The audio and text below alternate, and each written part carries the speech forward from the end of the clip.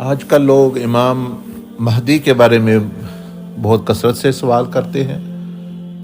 امام مہدی کے بارے میں حضور علیہ الصلوۃ والسلام نے جو نشانیاں بیان فرمائیں وہ واضح ہیں، قرب قیامت کی وہ نشانی ہے، لیکن یہ ان لوگوں کے لیے ہیں کہ جب وہ لوگ موجود ہوں گے قرب قیامت میں جن کی طرف امام مہدی آئیں گے۔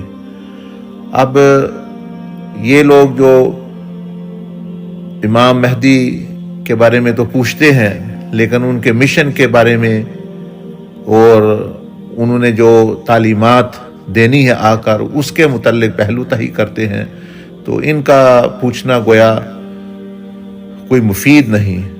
تو میں ان لوگوں سے کہتا ہوں کہ جو امام مہدی کے بارے میں پوچھتے ہیں کہ 5 وقت مسجد کا امام، آپ کی مقامی مسجد کا امام آپ کا انتظار کر رہا ہوتا ہے اور آپ جاتے نہیں بعض دفعہ، اور امام مہدی کا انتظار کر رہے ہیں۔ نماز پڑھنا تو بہت آسان ہے، جا کے وضو کر کے نماز پڑھنا۔